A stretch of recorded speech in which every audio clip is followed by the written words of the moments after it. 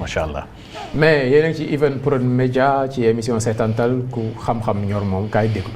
Cheikh Oumar Diagne moo fi nekk ci plateau bi dañuy dem ci économie.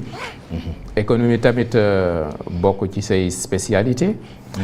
tey les statistiques yi nga xamante ni ñëw na yi mujj. yi wax ci bor public bi la dette publique au Sénégal. indicateurs yi mu mujjee joxe moom mooy encours total de la dette ñu ngi ko jàppee ci 25 583 milliards de francs CFA. loolu moom mooy suñu bor bi intérêt yeeg yëpp buñ ko ci boolee. et dette de l'administration centrale tamit sorewu ko. 23 667 milliards. bon structuration bi donc fële 128% du PIB. 0,6 sax fii 119%. structuration mën nañ jàpp ne dette extérieure bi moom mu ngi toll ci 71%. li ci des ñu ameel ko biir réew mi. nan nga ñu analyser chiffres yi quand même nga xamante ni. dafa mel ne Sénégal deful ay jéego. waaw macha allah c'est vrai que débat bu am solo la ndax débat bi xam ba tey débat bi noppeegul. xam nga soo fàttalikoo le régime dafa ñëw def un audit de la situation des finances publiques maanaam déjà préparé par l'IGF waa ministère de l'économie et des finances ñoo ko def. la loi parce qu'il y a une loi bi nga xam ne moo obligé la loi 2012-22 moo obligé régime bu bees bu ñëw. Dans les 3 mois, le gouvernement va présenter la situation des finances publiques. Loi bi, directive UEMOA, la directive numéro 1 2009 CM UEMOA, m'a obligé de mars 2009. Donc, Macky koy def en 2012 moom Macky doxalu ko. Macky gagné l'élection en 2019 xam naa dafa jàpp ni moo fi nekk ba tey moom tamit doxalu ko. Donc c'est la première fois ci histoire du Sénégal ñu soog a appliquer, respecter. texte bi nga xam ne bañ ko bindee yàgg na. donc président Diomaye la yàlla may honneur boobu. may fàttali ne le gouvernement sax a failli par rapport à la directive communautaire parce que la directive dit que dans les 3 mois le gouvernement va présenter la situation des finances publiques. Le gouvernement l'a présenté en septembre 2024. Il a fait plus de 3 mois pour se présenter. C'est une violation de ce texte-là. La Cour des comptes a violé le texte parce que le texte dans son point 1.7 de la directive communautaire, directive de rëy moo gën a màgg suñu loi yi. dafa wax ne su gouvernement bi présenté rapport bi jox ko jébbal ko Cour des comptes 3 mois la am tamit pour certifier ko. La Cour des comptes mu ngi génne rapport en février 2025 tamit il n'a pas respecté les délais. Donc il y a irrespect des délais de part et d'autre muy benn. ñaareel ba la Cour des comptes soo fàttalikoo ak le gouvernement du Sénégal ak je vais dire le ministère des Finances actuellement c'est 3 chiffres différents. Le gouvernement nous parlait d'un décalage de presque 86%. moo nekkoon la dette publique. jàpp nañ ni au lieu de 60 et quelques %, gars yi dépassé nañ ko ñu ngi à 76%. c'est-à-dire que dépassé nañ le plafond communautaire. Au lieu d'un déficit de presque 5%, le déficit a été doublé, le déficit est à 10%. Lii moo nekkoon les conclusions du gouvernement en septembre 2024. ñu dem ba février la Cour des comptes ne non mbir mi mu ngi à 99%. donc la dette. donc kon ñoom ñaar sax bokkuñu chiffre naa ñëw léegi lan moo tax loolu. le gouvernement chargé un cabinet externe. muy Forvis Massar. ne ko defal ma auditu li Cour des comptes parce que Cour des comptes dans son rapport wax na ne am na lu bëri li nga xam ne xooluma ko. encours yi xooluma ko la commande publique xooluma ko wax na ne les recettes et les dépenses du premier trimestre 2024 gisuma ko. laalu ko wax na service yu mel ni DGID ak DGD am na suñu bëri ñi nga xam ne seen ay dépenses fiscales ak seen RAR yi joxuñu ma ko. donc la DGID sax dem na ba wax ko ne moom il faut 2 ans pour mu soog a mën a yor les chiffres du premier trimestre 2024 donc il y a beaucoup de choses yoo xam ne xew na dans le rapport de la Cour des comptes. donc vraiment kon le rapport n'a pas été exhaustif et les délais qui ont été impartis à la Cour des comptes n'ont pas joué à sa faveur. Forvis Massar en juillet 2025 tamit mu joxe rapport am. moom mu jógee 99% yóbbu ko 111%. le FMI def benn cerclage budgétaire bu gën a ngand. si mois yi si topp moom ne moom ñu ngi à 132%. donc déjà sur une même question on a près de 4 chiffres. ku nekk ak sa chiffre. et li yëpp tekkiwul ne chiffre bi dafa faux c'est que chiffre bu nekk dafa jël en compte benn périmètre ak des points xam moom la jël en compte te ñeen jëluñu ko en compte. donc lii il s'agit pas de faux wala de nëbb wala dara kenn ku nekk am na critères yu retenir ak yoo xam ne retenir ko et loolu dafay jouer dans le rapport final dans le résultat final bi ngay am léegi nag.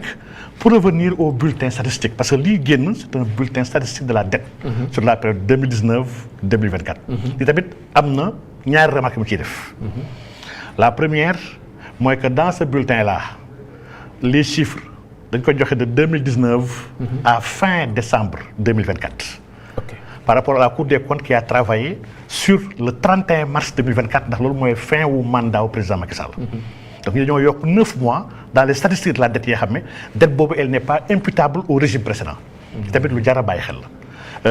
dañ leen ci yokkal 9 mois. waaw ci biir loolu. il y a eu des eurobonds qui ont été levés avec le mois de juin. il y a eu un déficit budgétaire bi nga xam ne qui était au début de 800 et quelques qui a été multiplié par 3 yoo xam ne y a plus de 2000 et quelques 2300 milliards yoo xam ne que le gouvernement bu bees bi a cherché.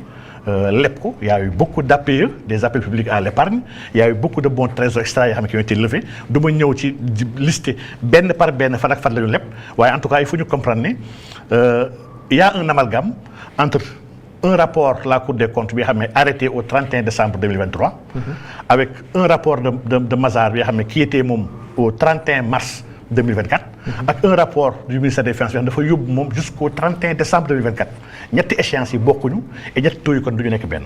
lii mooy échéance yi moom bu ñu bokkul lépp day. voilà faussé lii mooy premier problème bi. Le second problème le rapport Mazars gouvernement bi génneewu ko ba tey. ba tey génnewu ko. gis naa ñu bëri na gis naa xale yi cëppi ci biir Facebook bi naan noo waxal rapport Mazars génnul le bulletin statistique de la dette est sorti yi fi joxe chiffres yëpp xamoon nañu ko pare 23 667 milliards boo demee à la DRB du ministère des finances le document des risques budgétaires di ko fekk 23 668,2 milliards bi nga xam ne mooy la dette du Sénégal au 31/12/2024 maanaam lii mooy dette Sénégal lii vraiment rapport Cour des comptes jox lañu ay détails man je reste ba tey sur ma faim le bulletin statistique de la dette ñu ngi koy xaar jusqu'à 2026. joxuñ ñu ba tey 2025 nan lañ lebee joxuñ ñu 2026 bi ñu commencé premier trimestre nan lañ lebee muy benn. ñaareel ba li ñu waxoon ci sur la dette c'est vrai que le bulletin statistique de la dette am na benn pan bu ndaw mu génnee bi nga xam ne bref ça ñun on savait tous ces informations là ak yenn yoo xam ne waxaguñ ko la dette la Cour des comptes waxoon na déjà la dette garantie de l'État qui était à 2000 et quelques milliards. des structures publiques ñoom SAR ñoom Petrosen ñoom Sénélec ñoom Air Sénégal ñoom Port ñoom Sonacos kenn ku nekk li mu lepp ñoom FERA. kenn ku nekk li mu lepp njël ko attribuer ko état central ñu xam nañ ko on sait déjà. xam nañ tamit comment dirais-je xam nañ état bi bor bi ci moom au début li ñu waxoon ne parce que il faut ñu dellu au début di nga sëñ Pape Cheikh. on parlait de dette cachée. Et dans la conférence de presse du 26 septembre 2024 maa ngi siy renvoyé ñëpp ñi xam ne bëgg nañu am une information bu normale information bu normale ki koy joxe mooy le ministre de l'économie Abdourahmane Sarr était là-bas mu jël parole. moom moo njëkk wax moo ñu wax que l'état des finances publiques li mu dénoncé woon. du xaalis bu ñu leb ba pare yóbbu ko sàcc ko lekk ko. il s'agit pas de ça. Et c'est ça que le premier ministre Ousmane Sonko la waxoon.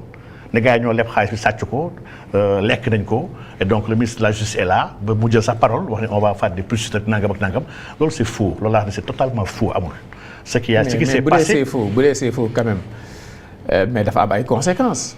mais dafa war a am ay conséquences moom am na droit. en tant que chef du gouvernement du Sénégal. mu wax lu ñuy rëy. lu impacté suñu économie impacté suñu dund ñun ñëpp. après ñu ne c'est faux rek ñu dem noonu. waaw c'est l'agent judiciaire de l'État nag war na ko topp ci loolu man dama gëm ne il doit être poursuivi pour ce qu'il a fait parce que li gën a grave à sa sortie de fonction génnaat na mu ne man j'avais pas tous les leviers je parlais en tant que chef de parti moo tax ma doon dot audieuse.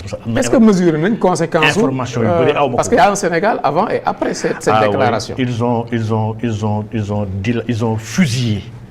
Ils ont tiré une balle sur le pied du Sénégal wax dëgg yàlla li ñu def noonu c'est totalement grave. parce que soit dafay nekk benn héros koo xamante ne dafa am ay criminels.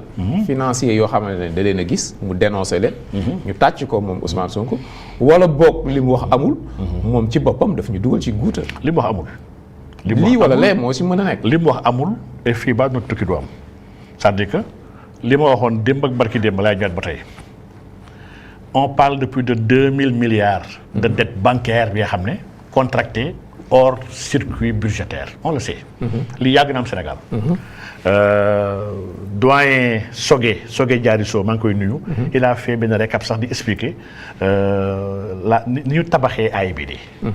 na lañu lebee xaalis bi les 300 millions ñu ko lebee dugaluñu ko dans la dette du Sénégal et le FMI était au courant. depuis Ablaye Wade la. li may wax nii. depuis Ablaye Wade circuit yu leb jéem ko créer benn organisme bi xam moo koy porté doxal ay infrastructures yoo xam ne njëriñu Sénégal la ñu ngi koy def te FMI était d' accord. seulement le FMI avait dit que yeneen yi ngeen def yi dugal leen ko dans les lois annexé leen ko dans la loi de finances peut être loolu on peut reprocher à Macky Sall. Le régime de Macky Sall n'a pas été transparent dans la gestion de la dette te lii depuis Cour des comptes wax na ko en 2020 il y a un rapport de la Cour des comptes bi xam ne qui montrait que la gestion de la dette pose problème entre la DDP et la DODP. Vraiment c'était connu xam nga ni il y avait pas d'orthodoxie et dafa amoon benn légèreté dans la gestion de la dette mais dire que dañoo leb xaalis bi jëlañ ko lekk ko yóbbu ko ba pare 2 ans après kenn jàppul kenn ci loolu c'est totalement faux et c'est pas sérieux.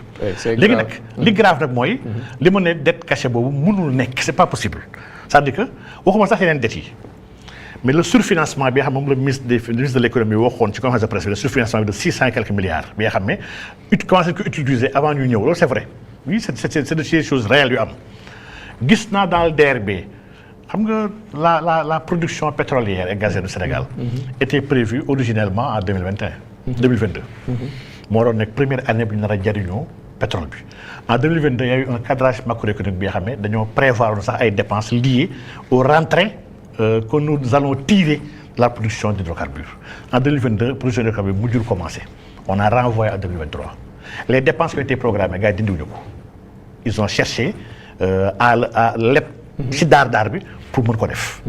En 2023 bi xam ne ñu puusoon pour mën a commencer la production d'hydrocarbures ba tey en 2023 on la ñoo puusaatoon encore mun ñoon commencer. Et il y a eu un cadrage macroéconomique bi nga xam ne le ministère avait déjà fait prévoir ay milliards yoo xam ne on va l'avoir du pétrole ils n'ont pas voulu répudier ils ont fait ces dépenses là. kon kay loolu la Sonko doon wax jaay nañ pétrole bi te ñëwagul. suñu nee paie jaay nañ ko mais loolu c'est totalement faux li ma wax vraiment c'est totalement faux mais pour dire que. pendant 3 années d'affilée. et lii le cadrage là il est ministère li may wax nii ministère ñu ngi déglu xam ne li may wax. le rapport Mazars lii yëpp moo tax ma ne ñi naan rapport Mazars génn na kaay wax dafa ma jàppale le bulletin de la dette 18 pages la. rapport Mazars ëpp na 300 pages. ñu bëri ñu may dégg ñuy wax ci dette bi ils l'ont pas lu gis ñu ko. dëgg fi moo leen jàpp kese ak parparloo donc kon cooli mooy par rapport à cette dette là. les 2000 et quelques milliards 2000 bi nga xam ne on l'a repris d'ailleurs dans les lois de finances tuddee ko dette bancaire Mazars. pour 2026 bii nii on va payer 516 milliards ci loolu commission ak principal. dette bancaire boobu c'est impossible état Sénégal lépp dans le système bancaire de l'UEMOA ba pare BCEAO yëgu ko. te FMI yëgu ko. man waxuma sax état Sénégal Pape Cheikh yow en tant que citoyen.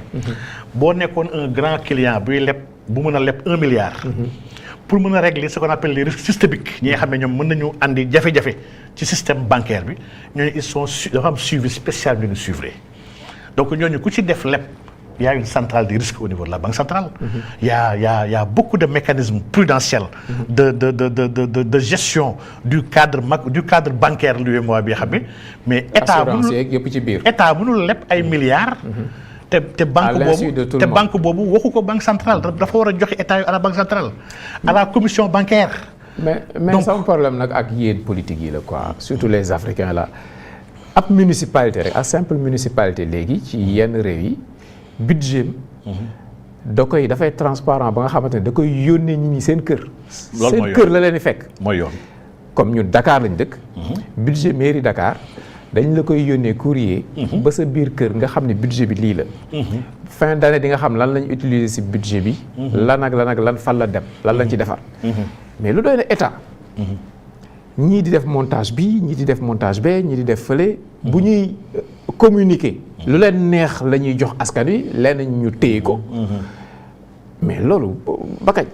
waaw loolu dafa war a jeex pourtant loolu mooy esprit wu sax loi wu sur la transparence bi nga xam ne le Sénégal l'a internalisé parce que c'est une directive communautaire directive 1/2009 CM-UEMOA la bi nga xam ne mbiru alalu askan bi moo yor le cadre de transparence dans la gestion des finances publiques maanaam war ñu jël dërëmu askan bi di ko jëfandikoo sans seen biyanku et loolu même les champions qui parlent de transparence man j'interpelle Pastef le premier ministre qui disait que fonds politique dafa araam mais moom moo yoroon fonds politique di ko dépenser kenn yëgu ko ba mu demee bay waaj a sorti ba mu demee ba affaire bi ñu commencé ko waxtaanee ba am des acteurs politiques yu ko yóbbu au niveau communautaire te soog a génn taxaw assemblée ne man am naa 1 milliard 770 millions chaque mais c'est grave et mun na am s'il y avait pas d'action au niveau des juste des nu tudd sax des organes communautaires mun na am na lu ko mën sa wax ndax njëkkoon na wax ne képp ku wax ne am naa fonds politique naa yoon na dal sa kaw donc kon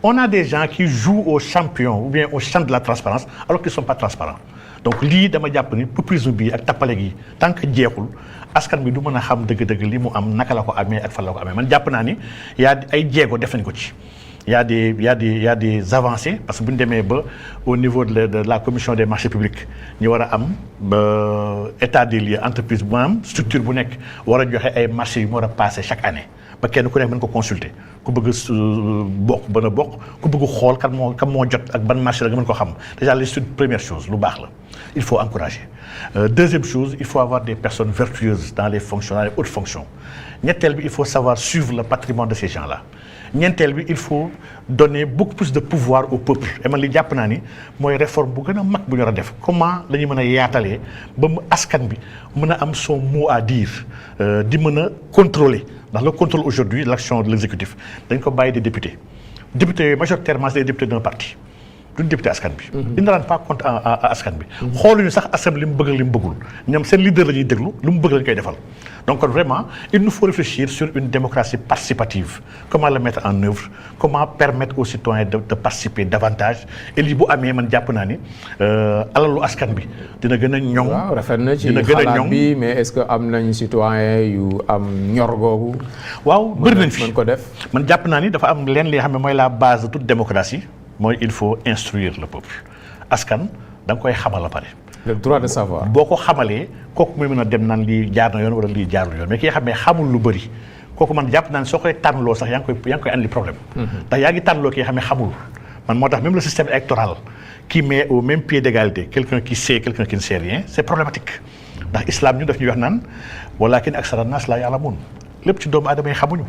léegi aujourd'hui ñun ñëpp d'accord nañu ni soo amoon léegi sa doom mu feebar quelqu'un bi nga xam ne xamul dara ci médecine du pédiatre doo ko jox sa doom pare toog jàpp bàyyi ko mu faj ko doo ko def doo fekk jaay ko ne ko fajal sama doom doo ko def. non donc mbir bu nekk am na ki ko xam dañu ko war a laaj. alxuraan ne wala taqfu maa laysa laka bihi ilm bu topp di nga xam ne amoo ci xam-xam donc vraiment jàpp naa ni li ñuy woowee démocratie sénégalaise bi nga xam ne c'est un leurre man gëmuma démocratie dama jàpp la démocratie c'est une arnaque la c'est le nom d'une partitocratie. Et même des fois dama ciy yokk sax kakistocratique ndax la partitocratie est un régime politique dans lequel les partis ont le pouvoir fii aujourd'hui nous sommes pris en otage par des partis partis yooyu lu tax ma ne le plus souvent kakistocratique ces partis-là ñi gën a promouvoir c'est des gens médiocres la kakistocratie est un modèle dans lequel les médiocres sont au devant de la scène. sa terme yi moo tax bariwul article yu positif yi may gis yu tubaab yi di bind si yow. ñoom bu ñu nee Cheikh Oumar Diagne rek. ñoom mun ñu maa bëgg ndax ñoom dafa am leen li nga xam ne seen doxalin. nit ki sooy taxaw di wax islam de manière fière di ko yëkkati. di attaquer les. bàyyi nañ la xel de xam nga loolu les LGBT et cetera. di attaquer les maçons ak yooyu vraiment man xam naa ne mun ñu maa bëgg waaye alhamdulilah man sama waa askan laa bëgg ñu bëgg ma. donc mais Al Aminou Lo l'effet Al Aminou Lo ñu ngi koy xaar peut-être que moom bon donte ne affaire yi flou na doy na waar li mu fi wax.